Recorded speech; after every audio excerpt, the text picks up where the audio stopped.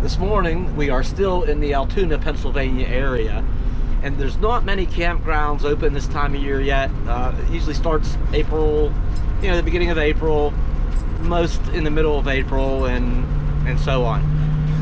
We did find one here in the Altoona area, and I think it's a one-stop shopping kind of thing. We're gonna make some last-minute preparations, just taking care of the Bounder before we head back to the garage. Because hopefully things are taken care of there, that we can just let Betty go ahead and sit for a while. So I want to make sure the tanks are all taken care of and propane's full, and that we're able to do that.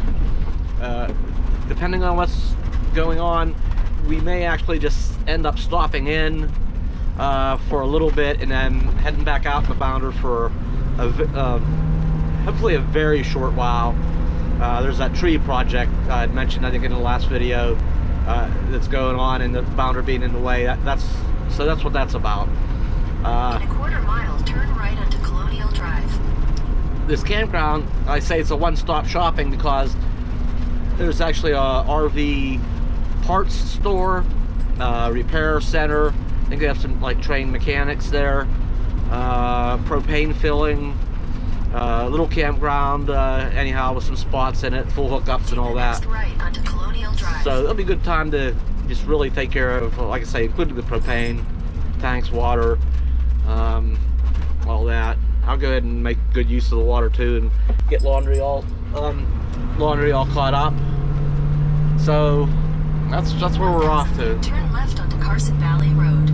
It's called Weimer's Campground. Oh, and they do have a RV storage here too.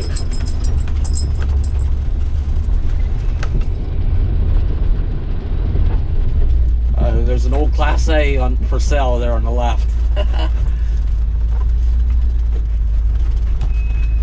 One on the right.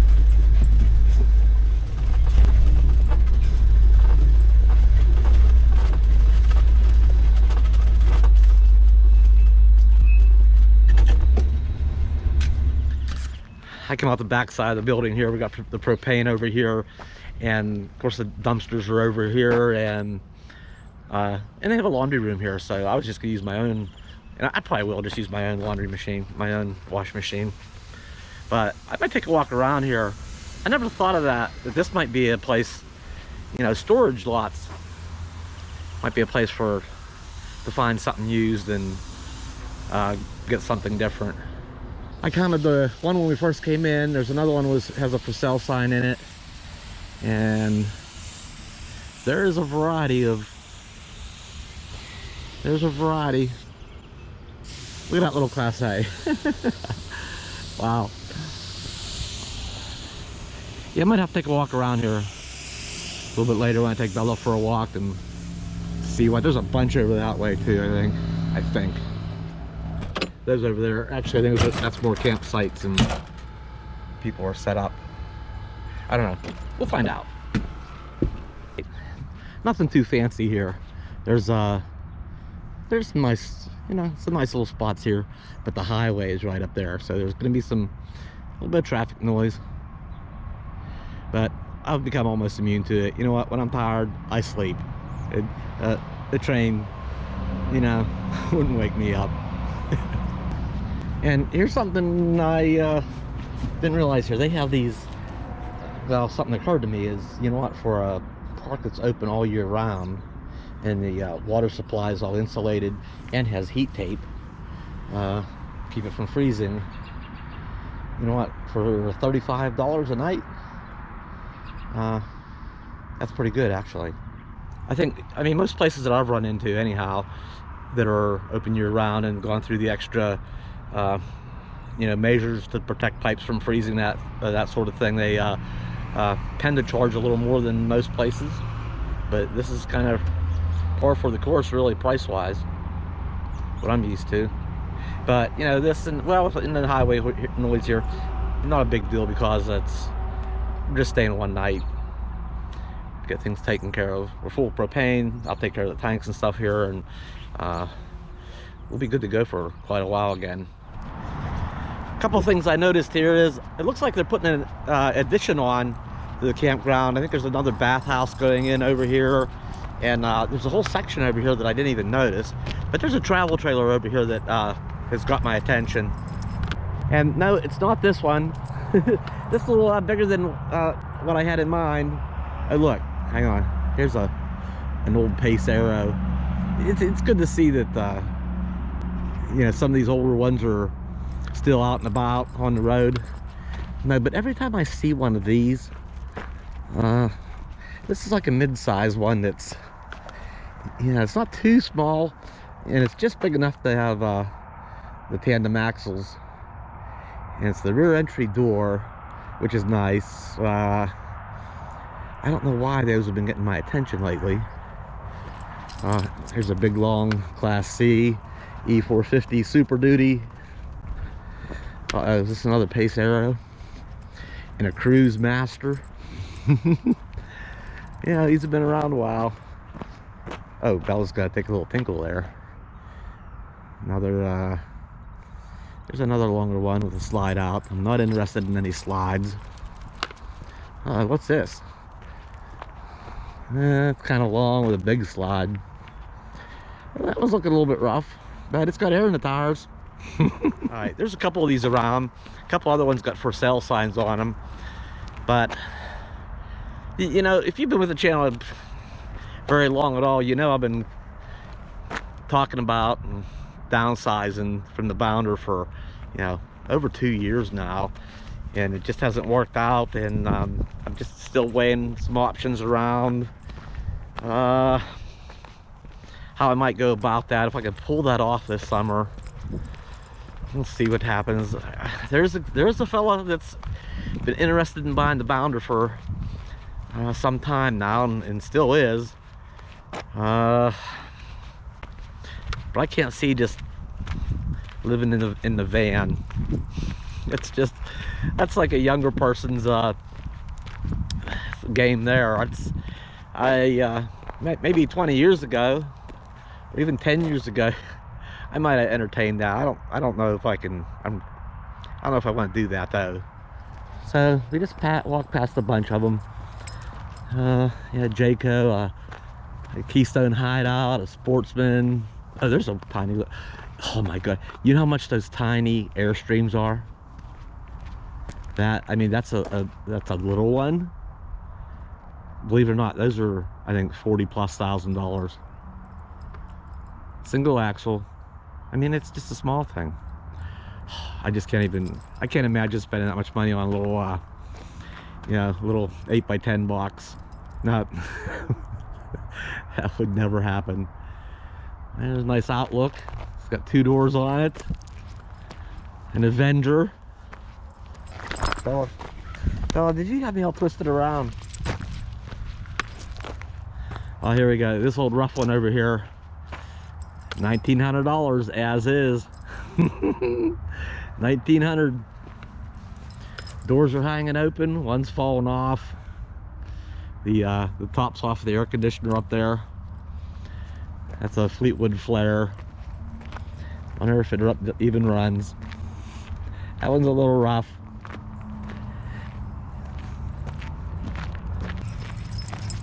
Where are you? Now, this is a nice little one.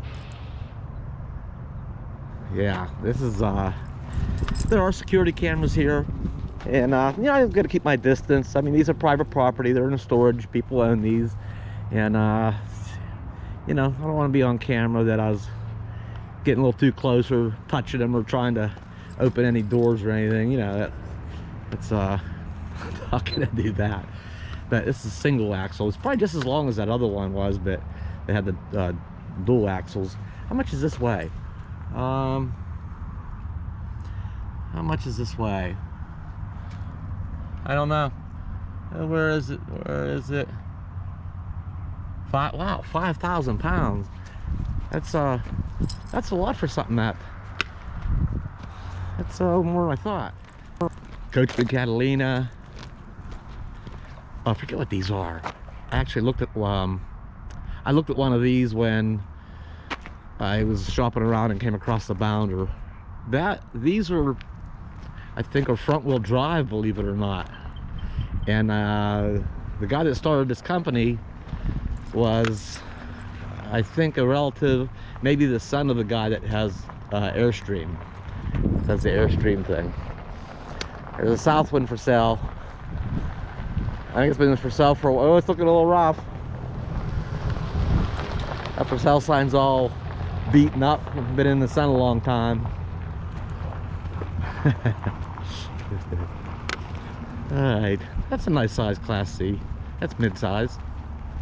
Oh, Fleetwood Bounder. That's probably mid to late 90s.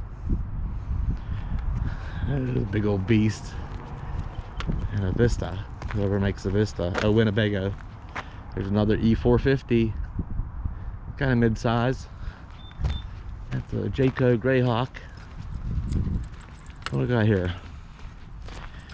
A Daybreak by Damon motor coach. Another one. There's a nice little Winnebago. These are good scrubbing. Doesn't look like it's in too bad a shape though. There are a lot of good survivors around. Hard to say what the mileage is though. That's, to me, that's a big thing. That's more telling of how much life is left in it than anything to me, as long as the structure is good. A little casita. Oops. Bella. Says my thing's attacking me. Says, would you get that? Would you mind keeping a hold of that, Dad? There's that Amerilight's a nice size. I'm thinking, didn't we recently see one in that Cracker Barrel parking lot? Little one like that rear entry one we seen back there was only about 3,000 pounds. I don't know. I don't know. Yeah, too long, too long. These Starcrafts are pretty small. I should go to some of these manufacturers' websites and look around on different RV Trader and stuff and get some idea what some of these used smaller ones, what the market's like. Alright, the rest of this is just the park. Residence. Yeah, that Wildwood DLX I think is a residential model. Moved in, it's on a permanent basis. Yeah, this section here is all, you know, people's got them all insulated and they got porches and stuff built on. So these are the permanent residents up in this section. And we're gonna go back down here.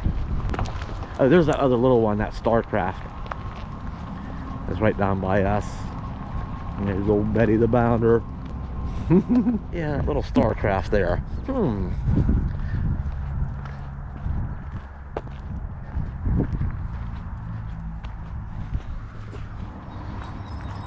There, this is interesting. This is one reason why I decided to just go ahead and stay a night. What the heck? If you're just passing through, you can use the dump station for 15. You can fill your water up for 15. Okay, there's $30. Well, for 35, for another $5, you can just stay the night. So it's a no-brainer. Come on, Bella. So there is the area where we were just up at that has the seasonal places and places for just people passing through for a night or two, and then all the storage and all that. Then they have this whole other area down here. Looks like more, you know, seasonal people. You know, they're here at least by the season. But this whole field here in between, I can see they got sewer pipes in, and this newer building, and a whole other section up here. So they must be a little bit of a addition here, putting more sites in. I'm gonna let Bella do her thing for a minute, and I'll be back. Remember, we looked at that little Airstream. You know, that's, forget about the price of that for a minute, because you know the Airstreams are high end. You know, the premium travel trailers. But even the the average travel trailer. I mean, even those are a lot of money. They're just are. It's you know, for new ones. And me, I'm thinking, you know, I always like a good project. I usually take on some kind of project during the summertime. And you know, with both the Tioga I used to have and the Bounder, you know, I bought them and they were in okay condition, but they certainly needed gone through, and you know, brakes, tires, tune-ups, belts, hoses, all that kind of stuff to get them roadworthy, to make them healthy again, healthy enough to go the whole way across the country multiple times. So being a do-it-yourselfer and a fixer-upper kind of guy, you know, I always look for those good survivors that would be a good candidate. And you know, that one, if I were to take on another project and do that too and downsize, this one I looked at, even though it doesn't have a for sale sign, I just think is a really good candidate, one I could probably pick up for not a whole lot of money. So I can't help but to come back to this little Winnebago. You know, it has a real short wheelbase. I mean, it's probably only 24 or 26 foot long. Right? Granted, it needs a nice scrubbing, a nice wash and wax, but it looks all complete. Doesn't look like it's been in any real accidents. And unlike the Bounder, hey, look, it has a slanted, a little more aerodynamic. It's smaller. I wonder if I can get, maybe something like this might get 8 to 10 miles to a gallon, you know. But yeah, it certainly needs a good scrubbing, but it looks all complete. You know, oh, it has a generator in that generator bay. You know, something like this. No, it's not something, yeah, I could probably pick it up pretty cheap, but yeah. But you know, it also costs money and time, a lot of work just to go through it and make it look all bright and shiny again, and mechanically get it all make sure it's good and healthy, that it would be up for a big trip. But that would be a project I would consider. I don't know what I'm gonna do yet. I'm rolling different options around right now. Some crazy ideas in my head. We'll see what happens.